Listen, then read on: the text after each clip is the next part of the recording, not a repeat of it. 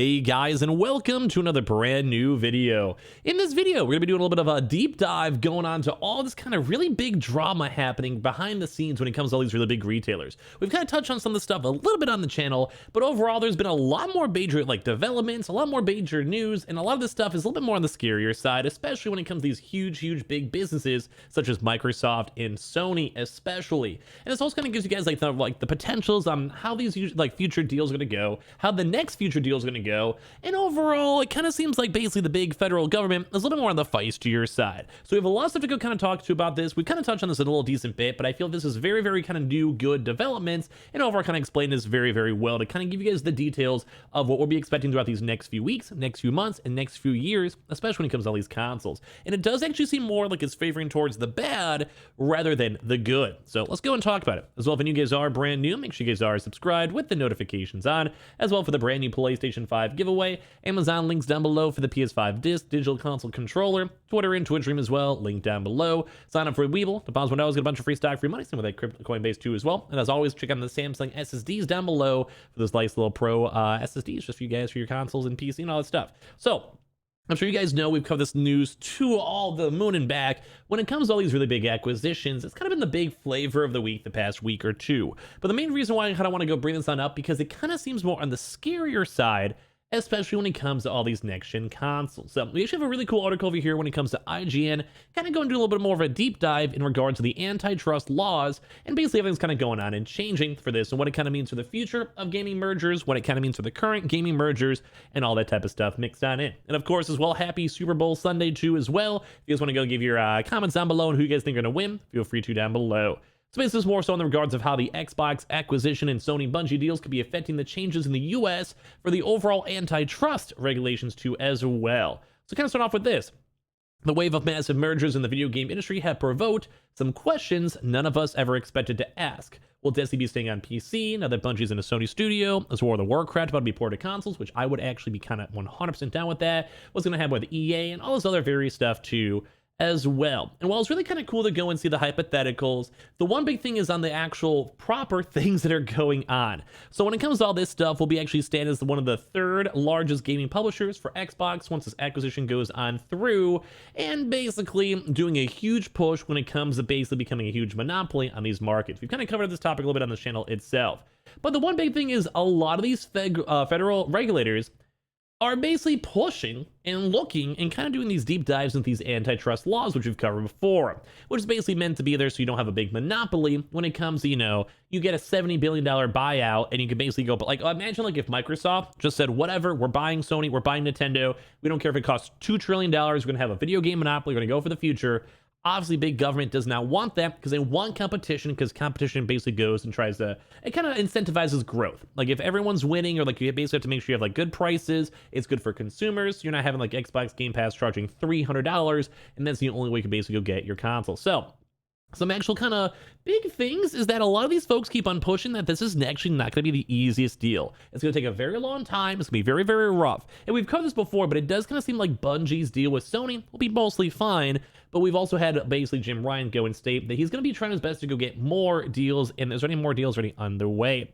So the Federal Trade Commission and the Department of Justice looks at mergers to see if there's been a substantial lessening of competition and whether prices will rise for consumers, said Jeffrey Jaboski, the chair of the antitrust practice at the law firm Arnil Golden Gregory LLP. This deal narrows the market, which is not what you want to go in here. And the government looks at market power. So they'll scrutinize this merger very carefully, I believe.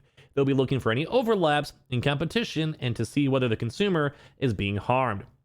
And I'm going to be honest with you guys, that's probably why we've been seeing a lot of Microsoft messages basically stating, hey, we're going to probably put Call of Duty on every big title, which is probably the biggest kind of game, I guess, when it comes to all this stuff. PCs, whatever, because it's not really affecting, say, Sony or Nintendo too much. But we did go have a really big Microsoft statement basically stating that they will be allowing and pretty much open for deals for Nintendo and Sony to be able to have these games in general.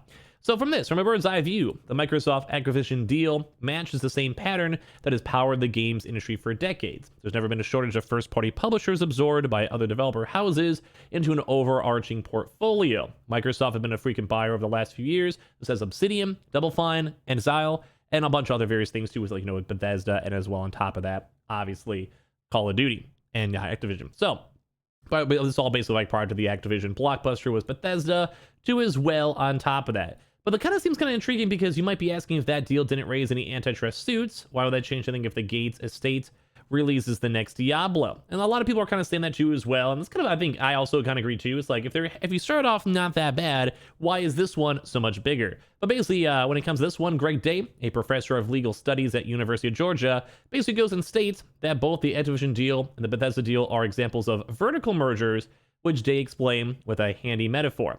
Basically, a horizontal merger, say Coca-Cola and Pepsi merge because both of those companies are selling the same things. He said a vertical merger would be if Coke bought a bottling plant because two companies are more complementary with each other. They're more in the same business too as well. So I think kind of makes a little bit more sense. So horizontals, like, it's kind of weird to go have it. Verticals just basically making sure the system's all in line. So Day also noted that horizontal mergers tend to attract more legal attention than vertical mergers as well, but also said that it isn't impossible for top-down industry integrations to spark some red flags. So I'd probably more so, at least based on my assumptions on this is more of a top-down, because you have big Microsoft that has their own little businesses, and this is basically like just them basically kind of getting their own types of, say, bottling plants. It just makes more games, it makes the Xbox more efficient, makes the Xbox Game Pass more efficient too as well. So basically for this is the academic interpretation. So it still is scary. Like, there's going to be some red flags, there's going to be some scrutiny on this, and it may also still not get passed. It's kind of been like the big drama for us these past few weeks. So from a purely textual analysis, you're left to believe that Microsoft was likely in the clear, but the legal experts I spoke to each mentioned that there's a new leadership in charge of the FTC under the Biden administration, and basically in Jacobowitz's words, they're coming out and saying they'll be aggressive. It's kind of the big, I think, kind of the clickbait slash like title over here. They're globally aggressive, and there's uncertainty in the marketplace of mergers and transactions. So basically, the big example for this is just imagine like with the FTC, this is a brand new grouping of people that are basically being like, we don't know the rules. We're not sure if it's going to pass, if it's not going to pass, or what their future stances are. So basically, the FTC and the DOJ have made it clear that they're eager to take a more adversarial stance against big tech. So basically, this is them saying, like, we don't want this as often. Fortune reported that the US government is currently fielding an antitrust suit against Facebook's parent company, Meta, and obviously a games publisher acquisition differs in texture and scope from Facebook's all-out social media dominance between Instagram and WhatsApp, but there's certainly a degree of anxiety about what Microsoft can expect if their regulators tend to back up their talk. The Antitrust Division shares the FTC's substantive concerns regarding the vertical merger guidelines, said DOJ Assistant Attorney General for Antitrust Jonathan Cantor in an interview with CNBC. Those guidelines overstate the potential efficiencies of vertical mergers and fail to identify important but relevant theories of harm. In particular, the FTC and DOJ have made it clear that they're eager to take a more adversarial stance. And what do you think is big tech? Obviously, Microsoft. The specifics of what those substantial concerns are remain vague for now. Through CNBC mentions labor market affects the elements of competition that aren't tied to prices like innovation and quality. As focus of the departments going forward, when they read that, they had a chance to go and see that it sounds a transition to mere consumer protection to more of ethereal. You feel concepts like innovation and quality in your soul rather than your bank account. So could it be the Activision merger snap a tripwire in the antitrust environment that isn't exclusively animated by prices? And basically kind of saying it's still at this point, it's all kind of up in the air, but it's very cool to see all these big, I don't say cool, but it's very, very intriguing to go and see that all these big tech mergers are going to have a lot more scrutiny. This kind of goes for every big company, not just Microsoft and these big buyouts, but the same thing too as well, potentially for Sony, if they do keep on buying more stuff.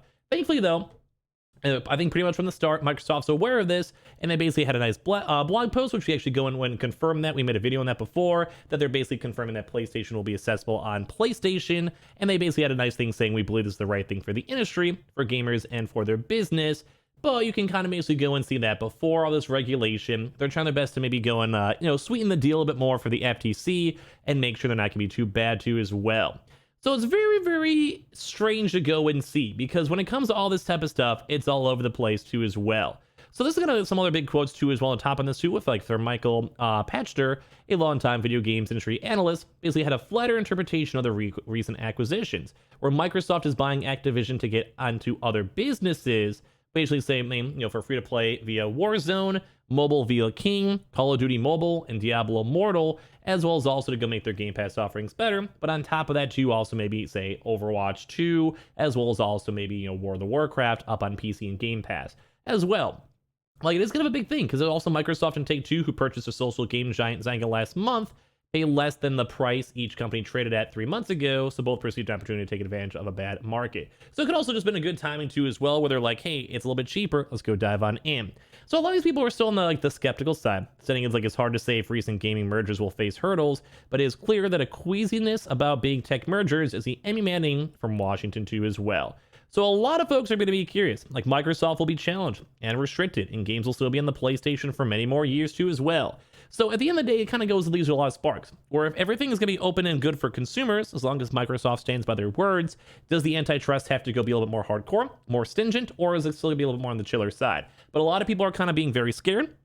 A lot of people are more on the skeptical side. A lot of people are a little bit more on the middle side, and I'm kind of on the same boat. Like a lot of this stuff actually kind of seems like it's kind of forming a big monopoly, and I really want to see how the government's going to play it on out. It does kind of seem like this could also potentially affect Sony, especially if they keep on trying to go push more mergers and going from there. So I kind of want to hear you. Well, I know we've kind of talked about this a lot throughout this one, but I'm just kind of like, just more information keeps it coming out and on out. So if you guys don't mind, but make sure you guys are subscribed with the notifications on. Give me your thoughts and comments down below, or you guys who you guys think is actually going to win the Super Bowl, as well as the Twitter and Twitch stream down below. Sign up for that Weeble, sign up for that Coinbase, check out those Amazon links down below for the PS5 Digital Console Controller, check out the Samsung SSDs down below, and follow the Twitter and Twitch stream if you guys would like. And I'll see you guys later on throughout today for a bunch more videos. Love you guys.